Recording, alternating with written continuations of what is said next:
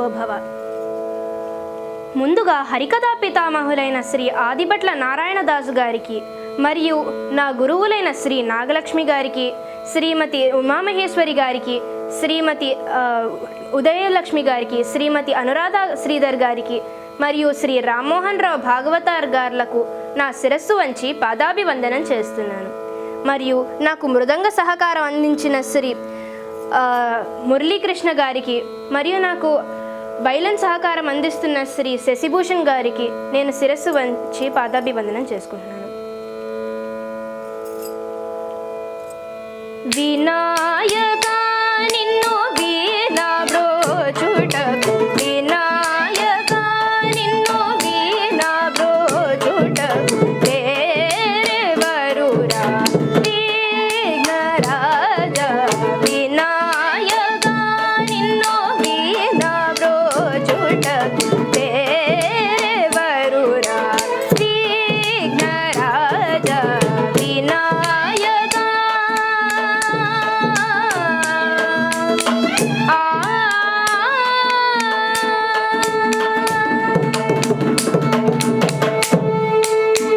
అనాథ రక్షక, అనాథ రక్షక, అనాథ రక్షక నీవే గాడా ఆదరించి నన్ను రోబగరాదా. వినాయక నిన్ను వీణా బ్రోచుటకు వేరెవరురా విఘ్నరాజ. వినాయక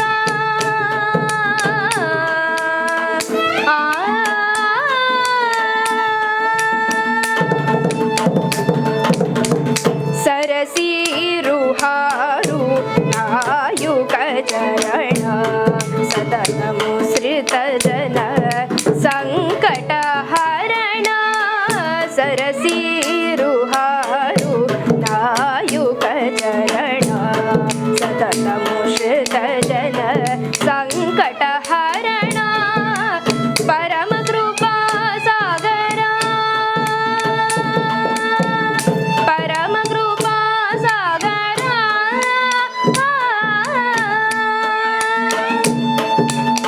పరమ కృపా సాగర వర సుగుణ పాలిత జన గోపాల దాసను. వినాయక నిన్ను వీణా బ్రోచుటకు వేరెవరురా విఘ్నరాజ. వినాయక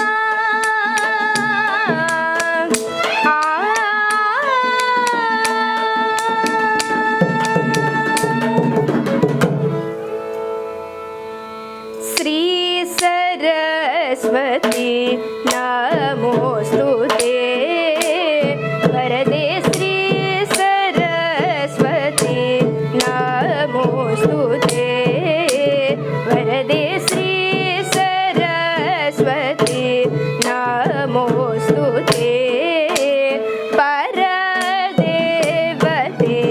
శ్రీపతి గౌరీపతి గురు గుహ వినుతే విధియుపతే. శ్రీ సరస్వతి నమోస్తుతే.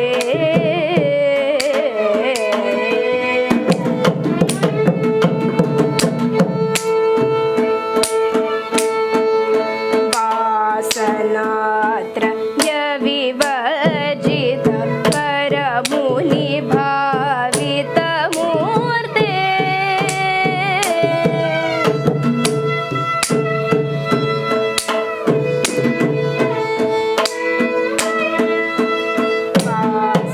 వాసనాత్రయ వివర్జిత వరముని భావిత మూర్తే. వాసవాద్య కిల నిర్జల వర వితరణ బహు కీర్తిధర. వాసవాద్య కిల నిర్జల వర వితరణ బహు కీర్తిధర. ఆసయుతము కాంబురు హే అద్భుత చరణాంగురు హే, ఆసయు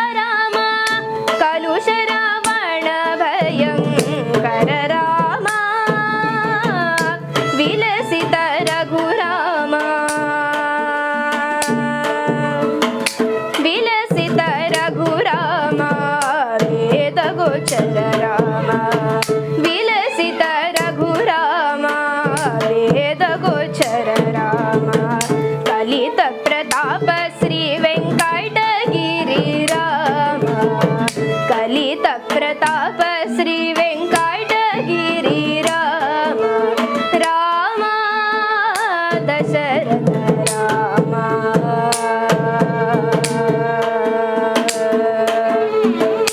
మహాజనులారా,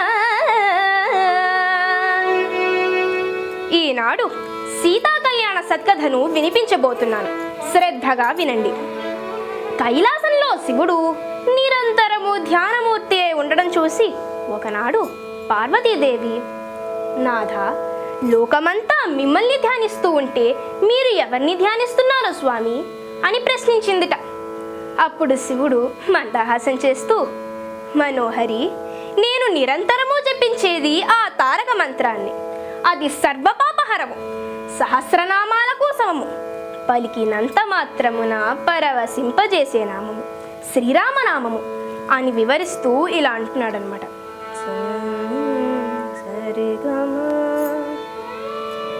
శ్రీరామ రామ రామేతి రమే రామే మనోరమే సహస్రనామ తత్తుల్యం రామనామ వరాననే శ్రీరామ రామ రామేతి.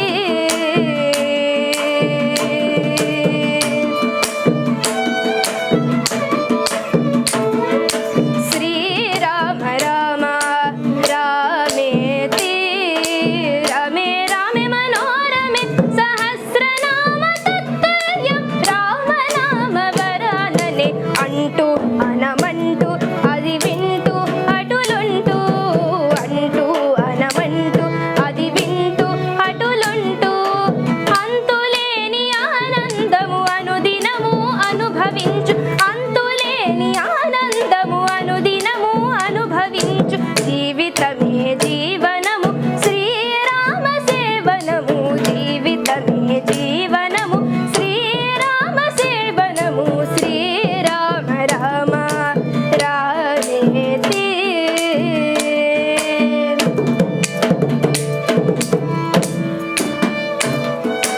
భవహరము బ్రహ్మమయము పలుకు పలుక పరవశము, భవహరము బ్రహ్మమయము పలుకు పలుక పరవశము, వివరమెరిగి తెలుసుకొనిన వేద విదిత సుజ్ఞానము, భవహరము బ్రహ్మమయము పలుకు పలుక పరవశము, వివరమెరిగి తెలుసుకొనిన వేద విదిత సుజ్ఞానము, ప్రవిమలము పరసుఖము, ప్రవిమలము పరసుఖము ఫలితమరయ మోక్ష పదము, ప్రవిమలము పరసుఖము ఫలితమరయ మోక్ష పదము, ఎవరికైనా ఎచటనైనా ఎప్పుడు లభ్యమగు నామము శ్రీరామ రామ రామేతి.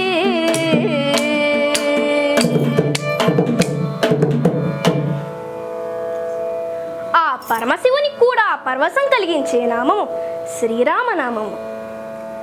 ఆ శ్రీరాముని జీవన ప్రయాణమే శ్రీరామాయణము. రామాయణాన్ని కమనీయ కావ్యంగా మలచి మనకు అందించిన వాడు వాల్మీకి మహర్షి. ఆ కవికుల గురువునకు ఇవే నా ప్రణామాలు. కూజంతం రామ రామేతి మధురం మధురాక్షరం ఆరుహ్య కవితా శాఖా వందే వాల్మీకి కోకిలం వాల్మీకేర్ముని సింహస్య కవితావనచారిణః శృణ్వన్ రామకథానాదం కో నయాతి పరంగతిం.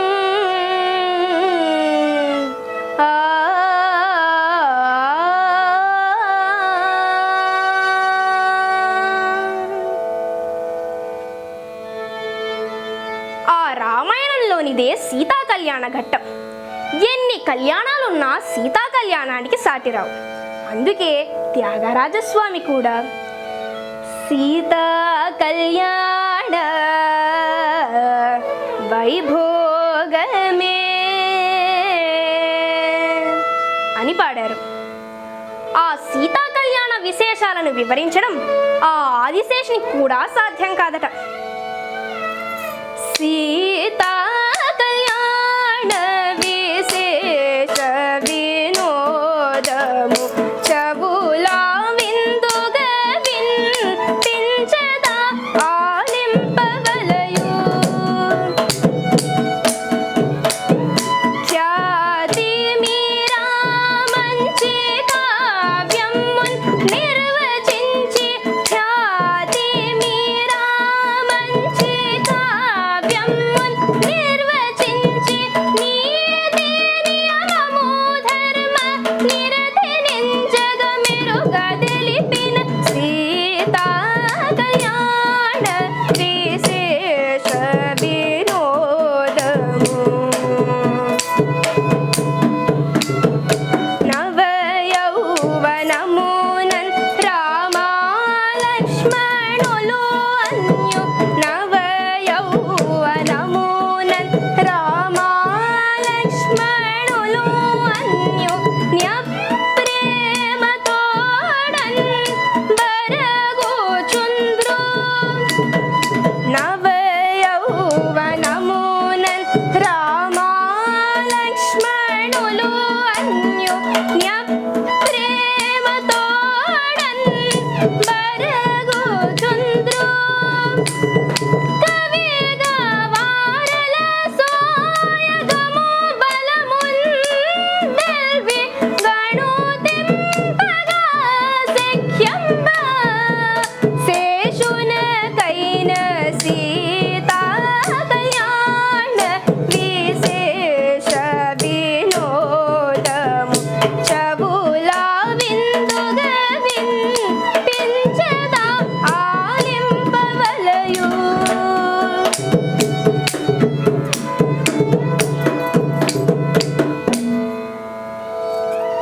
ఇక్ష్వాకు వంశీయుడైన మనువు కోసల దేశాన్ని నిర్మించాడు. దానికి రాజధాని అయోధ్య. సువిశాలమై సుభిక్షమైన ఆ దేశాన్ని ఇక్ష్వాకు వంశీయులైన కుక్షి, వికుక్షి, బాణుడు, అనరణ్యుడు, పృథువు, సగరుడు, భరతుడు, దిలీపుడు, భగీరథుడు, యయాతి, నాభాగుడు, దశరథుడు మొదలైన వారు పరిపాలించారు. వారిలో రాజశ్రేష్ఠుడు దశరథుడు. అతడు దేవదానవ యుద్ధంలో దేవతలకు సహితం సహాయపడిన శౌర్యశీలి.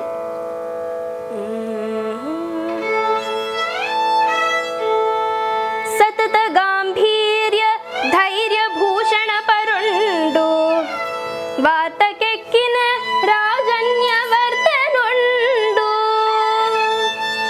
సకల భూపాల జన సభా సన్నుతుండు, ధర్మ తాత్పర్య నిరతుండు దశరథుండు.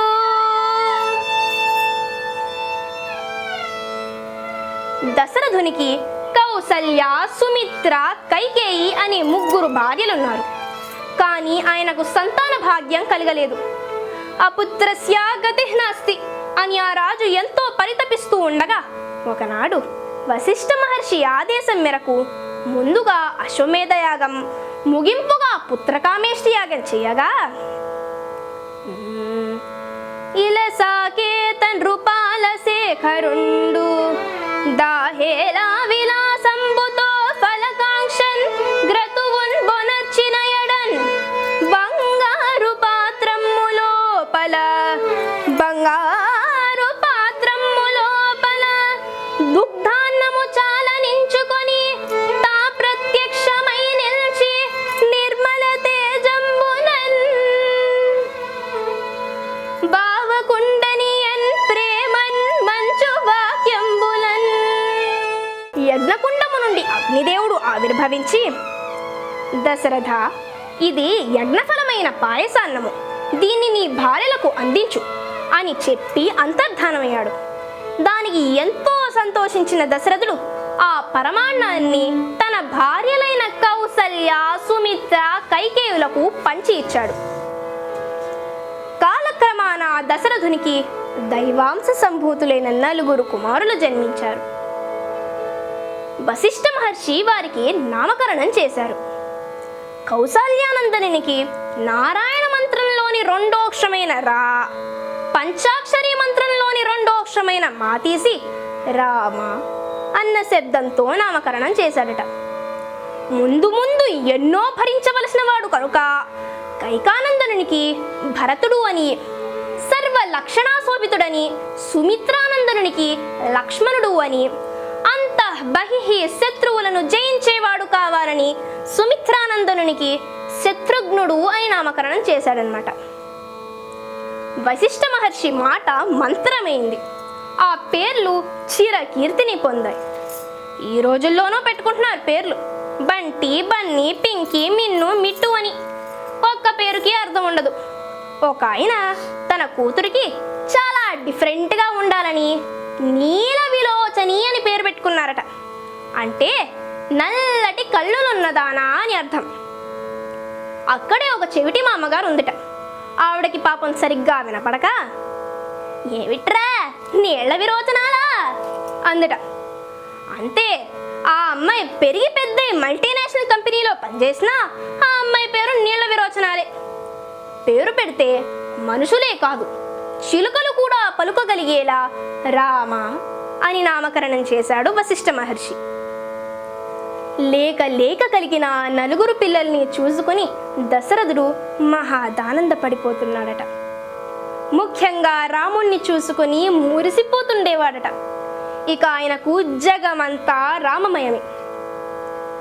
మరం మరం మరం మరం మరం మరం మరామ రామ రామ రామ రామనే రాజమందిరం కల్లు కల్లు మని తిరిగే రామ సుందరం రామ రామ రామనే రాజమందిరం కల్లు కల్లు మని తిరిగే రామ సుందరం రాజమందిరం బాలరామ సుందరం ముద్దు ముద్దు మాటలంట ముద్దుగారిపోతారంట ఆపలేని అల్లరంట తేబ తేబ తీయనంట బాలరాముడల్లరంటే వశిష్ఠునికి ఇష్టమంట రామ రామ రామ రామ రామనే రాజమందిరం గల్లు గల్లు మని తిరిగే రామ సుందరం.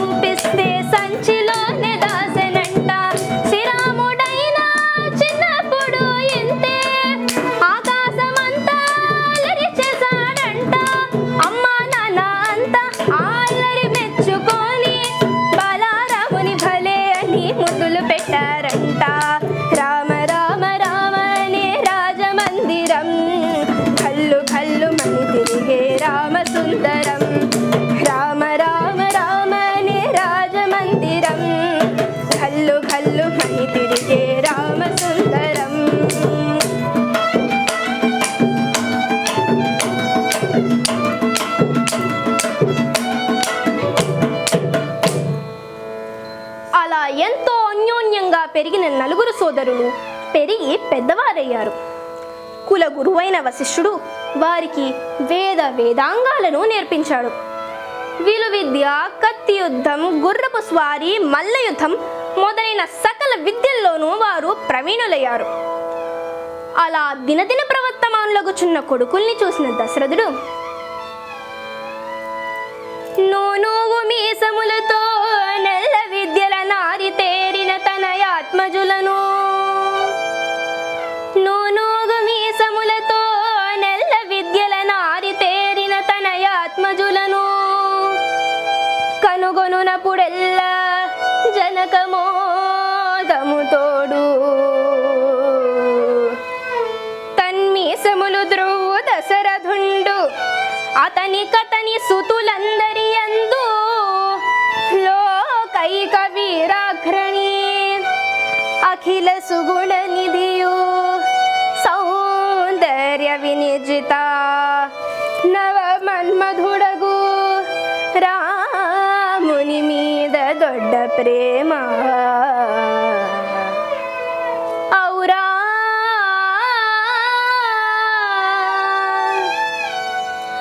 ఔరా వార్ధక్యమున చేతి కందినట్టి ఔరా వార్ధక్యమున చేతి కందినట్టి కొడుకులన్ ప్రయోజకులను చూచుకొన్న కొలది తండ్రి ఆనందమింతన తరమే తండ్రి ఆనందమింతన తరమే అమ్మ యేసు కొలువునకొకనాడు కౌశికముని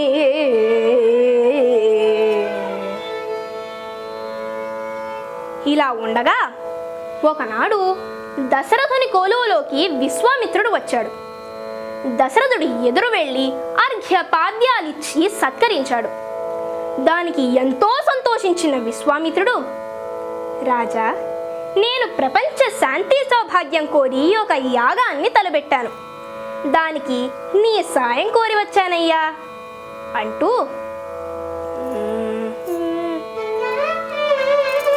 నీ సాయము కోరుట గిటు వచ్చితి నేయజ్ఞమొకటి తలపోసి నీ సాయము కోరుట గిటు వచ్చితి నేయజ్ఞమొకటి తలపోసి వాసవుండైన నీకు సమానమా వాసవుండైన నీకు సమానమా బలిర నీవు పుట్టిన రాసి బలిర నీవు పుట్టిన రాసి నీ సాయము కోరుట వచ్చితి నేయజ్ఞమొకటి తలపోసి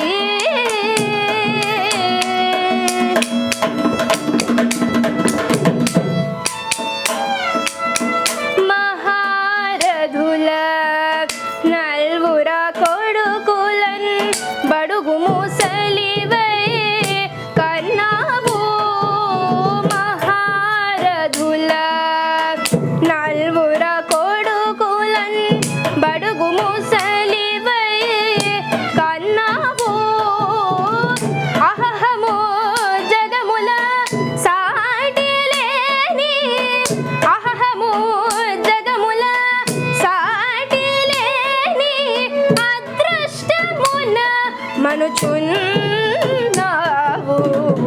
అదృష్టమున మనుచున్నావు నీ సాయము కోరుట గిటు వచ్చితి నేయజ్ఞమొకటి తలపోసి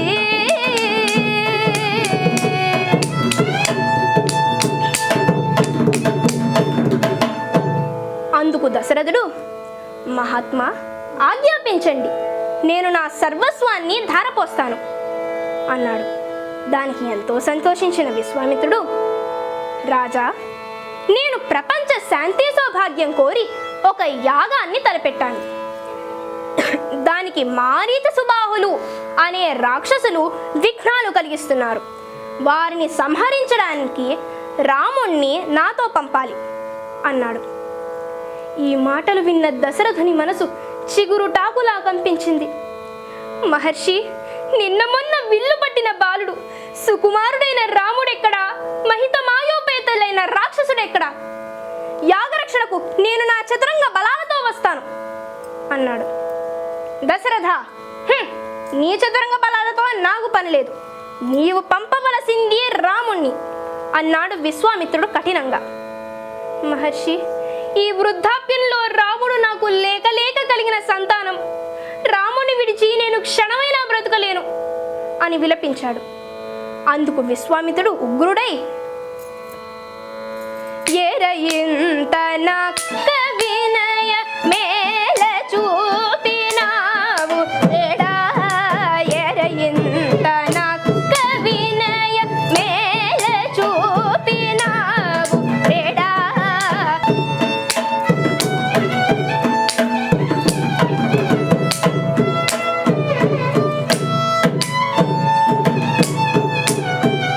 కోరిన దోసగెదనని బాక్కొనలేదా నా తోడా, ఎరయింత నక్క వినయము.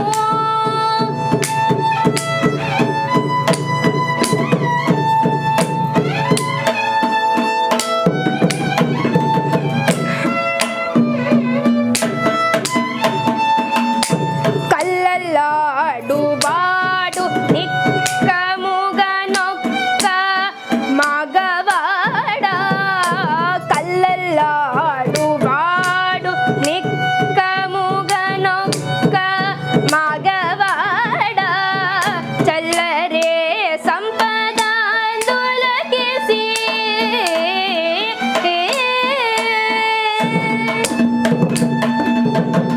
చల్లరే సంపదాందులకిసి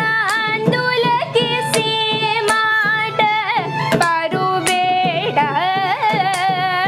ఎరయింత నక్క వినయము.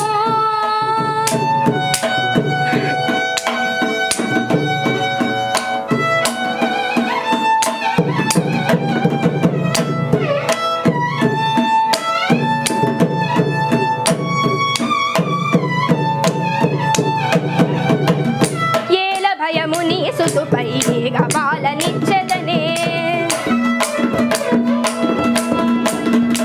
ఏల భయము నీ సుతుపై గవాలనిచ్చెదనే, చాలు తెలిసే నీ యోగ్యత చాలు పోయి వచ్చదనే, ఎరయింత నక్క వినయము.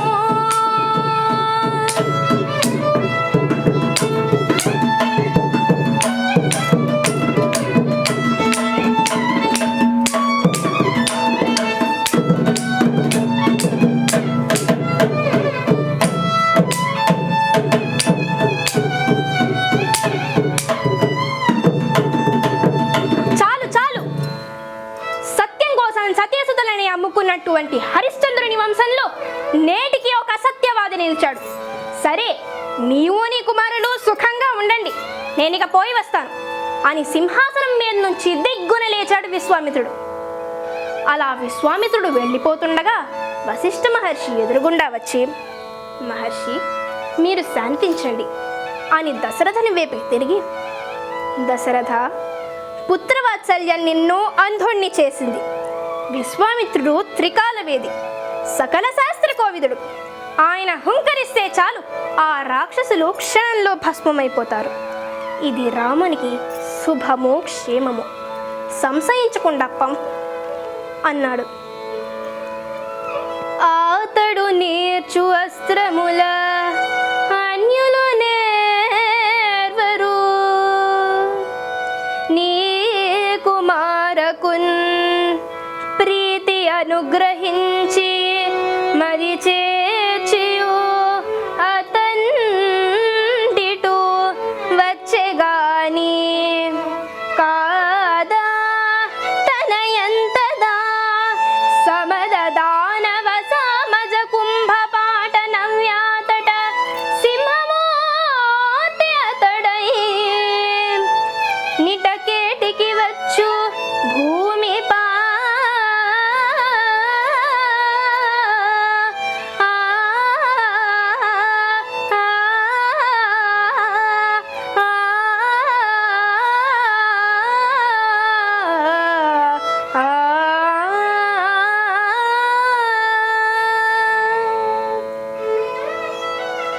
దశరథుడు ఇక చేసేది లేక మనసు దిటవు చేసుకొని రామలక్ష్మణులను విశ్వామిత్రునితో పంపాడు.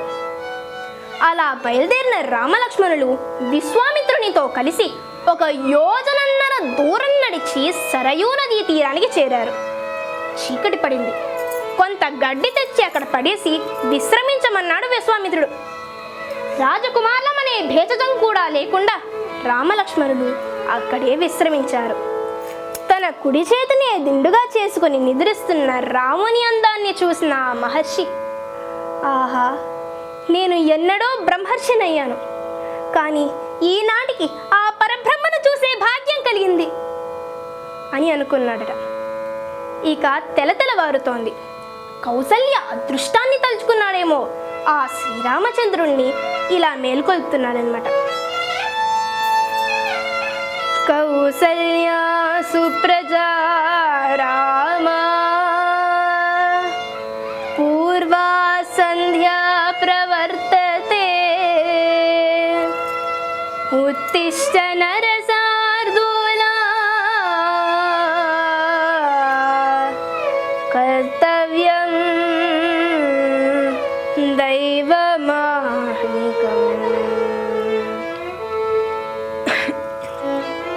రామలక్ష్మణులు నిద్రలేచారు. స్నాన సంధ్యావందనాలు పూర్తయినాక విశ్వామిత్రుడు రామలక్ష్మణులకు బల అతిబల అనే విద్యలను ఉపదేశించాడు. అందువల్ల వారికి ఆకలి, దప్పిక, అలసట, నిద్ర ఉండదు. అంతేకాకుండా అనేక దివ్యాస్త్రాలను కూడా ప్రసాదించాడు. దండచక్రము, ధర్మచక్రము, కాలచక్రము, విష్ణు చక్రము, ఇంద్రాస్త్రము, వజ్రము, శైవశూలము, బ్రహ్మశిరోనామకము, బ్రాహ్మము, ఐశికము, శిఖరి, ధర్మపాస, కాలపాస, వారుణ పాసములు, శుష్క, ఆర్ధనామకాసనిద్వయము, పైనాకము, నారాయణము, ప్రవణము, శిఖరము, కంకాళ, ముసల, ఘోర, కపాల, కంకణ ఇత్యాది రాక్షసులు ధరించే ఆయుధ సమూహము, వైద్యాధరాస్త్రము, ఖడ్గరత్నము, గాంధర్వము, మానవము, సౌరము, దర్పణము, రోషణము, సంతాపనము, విలాపనము, మదనము, మోహనము, తామసము, సంభవము, సౌరము, దర్పణము, రోషణము, సంతాపనము, విలాపనము, మదనము, మోహనము, తామసము, సంపర్దము, దుర్దర్శము, మోసరము, సీతేశువు. ఇంతేకాకుండా సత్యవంతము, సత్యకీర్తి, దృష్టము, రభసము, ప్రతిహారతరము, పరాన్ముఖము, అవాన్ముఖము, లక్షము, విషమము, దృఢనాభము, సునాభము, దళాక్షము, శతవక్త్రము, దశశీర్షము, శతోధరము, పద్మనాభము, మహానాభము, దుందునాభము, మరక సునాభము, జ్యోతిషము, నైరాస్యము, విమలము, యోగంధరము, హరిద్రము, ప్రశమనము, శుచి, బాహు, మహాబాహు, నిష్కులి, విరుచి, అర్చిర్మాలి, ధృతిర్మాలి, వృత్తిమంతము, రుచిరము, పితృసౌమనసము, విదూతము, మకరము, కరవీరకము, ధనము, ధాన్యము, కామరూపము, కామరుచి, మోహము, అవరణము, జృంభకము, సర్వనాభము, సంతానము, వరుణము అనే దివ్యాస్త్రములను ప్రసాదించాడు. ఇక వారు బయలుదేరి ఒక మహా అరణ్యం చేరారు. అక్కడ వారికి విచిత్రమైన అరుపులు వినిపించాయి. రాముడు అప్రమత్తుడవుతూ, గురుదేవా, ఏమిటి ఉత్పాతం అని ప్రశ్నించాడు. రామ, ఇదే దండకారణ్యం. ఇక్కడ తాటక అనే బ్రహ్మరాక్షసి ఉంటుంది. అదే మారీచ సుబాహుల తల్లి. 1000 ఏనుగుల బలం కలది అని చెప్పాడు. ఇంతలో ఆ తాటక వీళ్ళు వచ్చిన సంగతి పసిగట్టి ఇలా అనుకుంటోందన్నమాట. ఏమీ నరవాసన, ఆహా ఎంత కమ్మన, ఏమీ నరవాసన, ఆహా ఎంత కమ్మన, ఈ మనుజుల వరుగు నర్తు నిల్లు గుమ్మన, ఈ మనుజుల వరుగు నర్తు నిల్లు గుమ్మన, ఏమీ నరవాసన.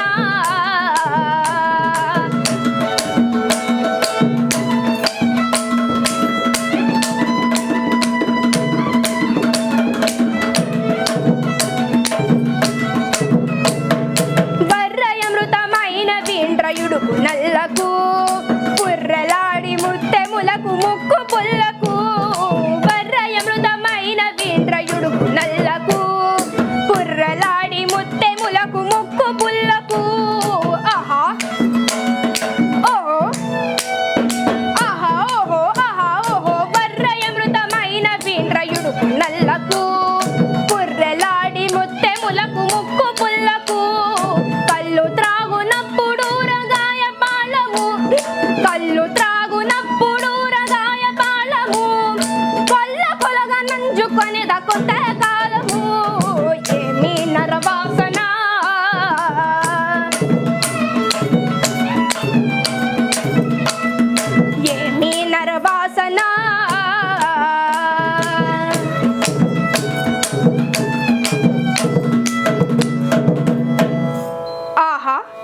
ఇంతకాలానికి నరమాంసం దొరికింది. ఈ కుర్రోళ్ళ రక్తాన్ని జుర్రుకుంటాను. ఆ లేత మాంసాన్ని ఊరగాయగా పట్టుకుని అప్పుడప్పుడు మజాక్ కోసం కళ్ళు తాగుతాను కదా, అప్పుడు నంచుకుంటే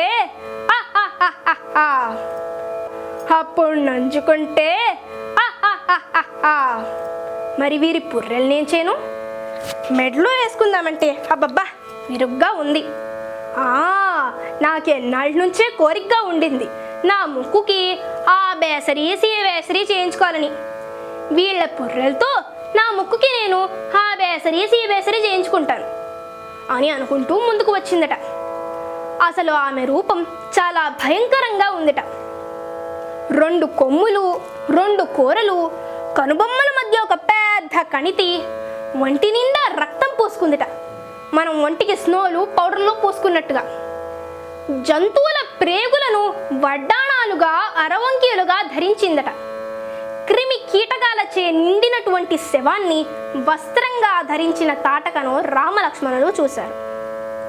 చాలామంది ఆపద రాకముందు ప్రగల్భాలు పలుకుతారు, కానీ నిలబడలేరు. వెనకటికి ఒక పెద్ద మనిషి, రాజుగారి సైన్యంతో పాటు నేను యుద్ధానికి వెళ్ళాను. అబ్బా ఏం యుద్ధం, నేను శత్రువుల కాళ్ళను నరికేశాను అన్నాడట. పక్కనున్నవాడు విని ఊరుకోవచ్చుగా, కాళ్ళెందుకు నరికేశావురా, ఏకంగా తలే నరకపోయావా అని అడిగాడట.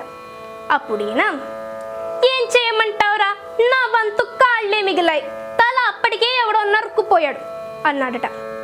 అంటే వీడు నరికింది శవాల కాళ్ళ అన్నమాట.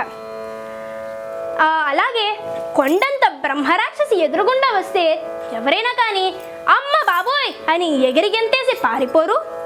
అలాగే రాముడు కూడా బెదురుతాడా అని చూస్తున్నాడు విశ్వామిత్ర మహర్షి. కానీ కొండంత బ్రహ్మరాక్షసి ఎదురుకుండా వచ్చిన రాముడు చెక్కు చెదరకుండా నిలబడ్డాడు.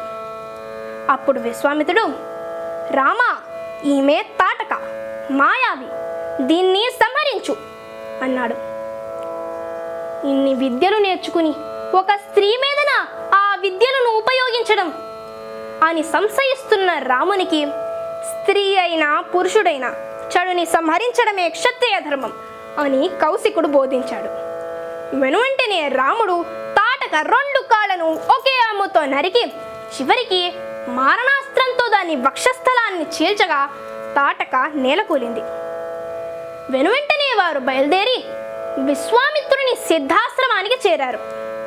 అక్కడ యాగభంగం చేయడానికి వచ్చిన మారీచ సుబాహులను రామలక్ష్మణులు అవలీలగా సంహరించారు. దానికి ఎంతో సంతోషించిన విశ్వామిత్రుడు వారిద్దరిని లోక కళ్యాణమస్తు అని దీవించాడు. ఇంతలో అక్కడికి నారద మహర్షి వచ్చాడు. ఎవరో బాలురట మారీచ సుబాహులను సంహరించారట, వారిని చూసిపోదామని ఇటుగా వచ్చాను. అన్నట్టు మరచితిని, మిథిలాధీశుడైన జనకుడు తన కుమార్తెన సీతా స్వయంవరాన్ని ప్రకటించాడు. శివధనుస్సుని ఎత్తగల వీరునికే తన కుమార్తెనిచ్చి వివాహం జరిపిస్తానని కూడా ప్రకటించాడు అని నారద మహర్షి చెప్పగానే విశ్వామిత్రుడు రామలక్ష్మణులను వెంటబెట్టుకుని మిథిలా నగరానికి బయలుదేరారు. దారిలో వారికి గౌతమ ముని ఆశ్రమం కనిపించింది. దాన్ని చూస్తూ నడుస్తున్న రాముడు ఇలా అనుకుంటున్నాడనమాట. చెరువులు పాచి పట్టినవి, జీర్ణములైనవి పర్ణశాలలు, తరచుగా కోయమిల్ పెరిగే దర్భలు, పువ్వులు వ్రాలే నేలా, నివ్వరులును పండు క్షేత్రములు పాడై ఉన్నవి, ఎందు జోచినన్ నరులటగానరారు, ఇది కనంబడు తొల్లి తపోవనం బటుల్. ఆ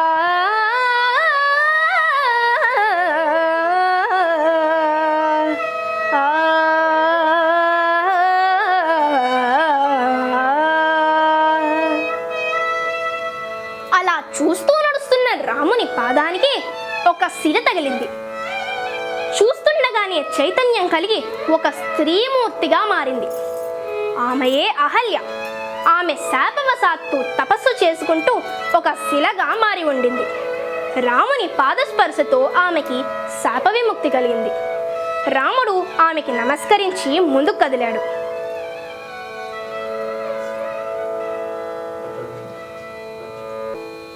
ఇక్కడ మిథిలా నగరంలో జనకుడు సీతకి వివిధ దేశాల రాజకుమారుల చిత్రపటాలను చూపిస్తున్నాడు. కానీ సీత ఒక్కరి వంక కూడా చూడను లేదు. కానీ రాముని పేరు చెప్పగానే ఆ పటం వంక కన్నార్పకుండా చూసిందిట. ఎక్కడ చూసినా అక్కడనే వీని రూపున జిక్కెనా చూపుదో.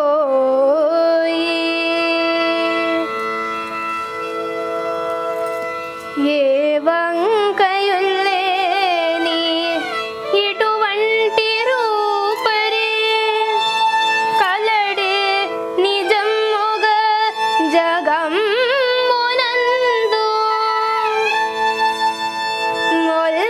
మొల్కమీసలు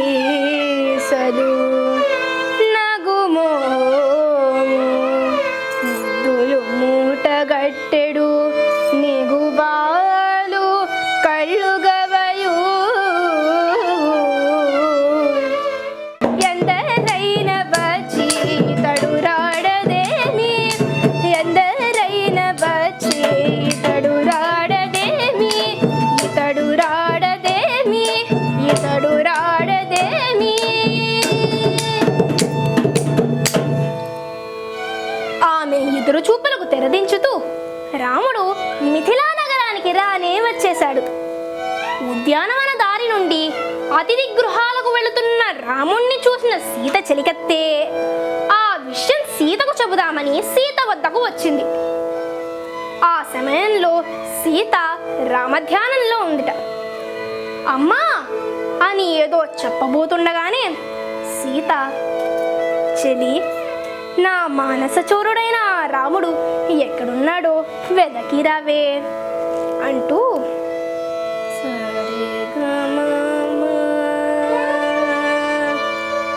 ముదితరో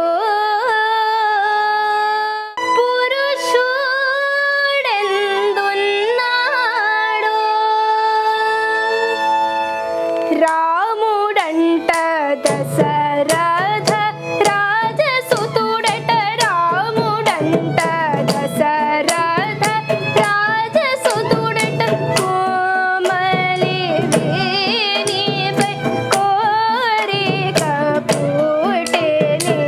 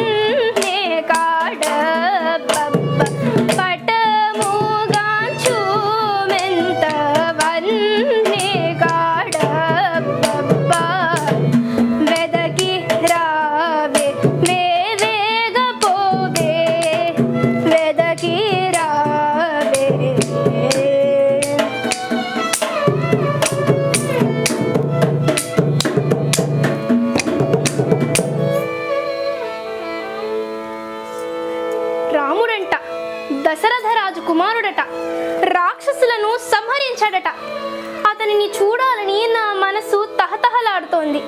వెదకి రావే అంటోంది సీత. అమ్మా, ఇంకా ఆయన్ని వెదకనక్కర్లేదమ్మా, ఆయన మన నగరానికి రానే వచ్చేశాడు.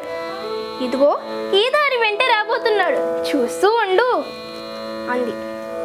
సరిగ్గా అదే సమయాన రామలక్ష్మణులు విశ్వామిత్రునితో పాటు అటుగా వచ్చారు. మహర్షికి సీత పాదాభివందనం చేసింది. ఓరకంట రాముని చూసి సిగ్గుతో లోపలికి పరుగు తీసింది. రాముని కళ్ళ ముందు మెరుపు మెరిసి మాయమైనట్లుగా అయింది. ధీరులార ధరణి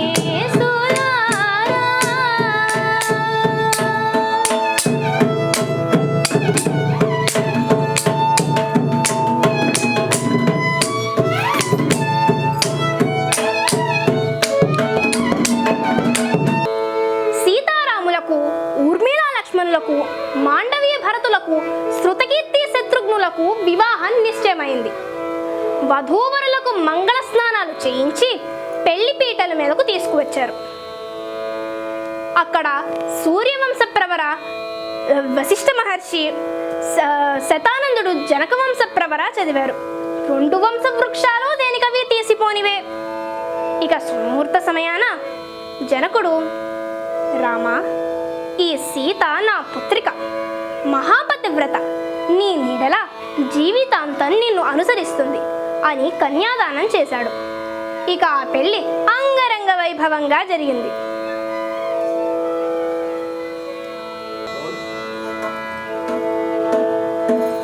శ్రీరస్తు శుభమస్తు కళ్యాణమస్తు సీతారాముల కిరువురికి అనుపమ కళ్యాణ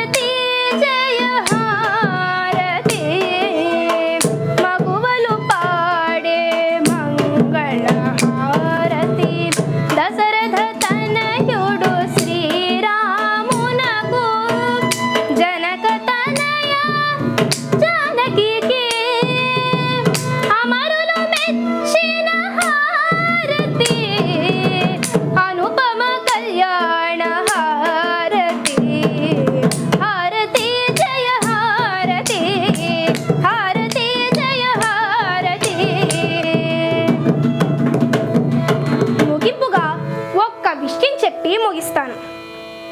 శ్రీరాముడు తన తొలి ప్రయాణంలో 3 స్త్రీలను కలిశాడు. తాటక, అహల్య, సీతలను. తాటక తమోగుణ ప్రధాని అయింది. ఆకలి, అశుచి, రాక్షసత్వం ఇవే తమోగుణ లక్షణాలు.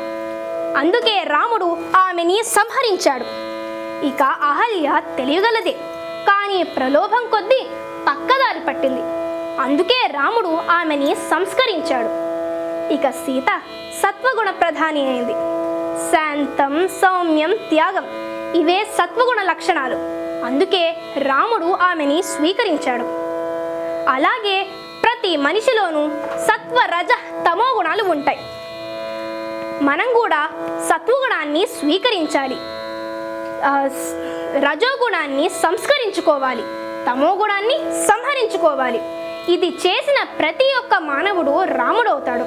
ఇదే రామాయణం మనకు నేర్పించే నీతి. లోకా సమస్తా సుఖినో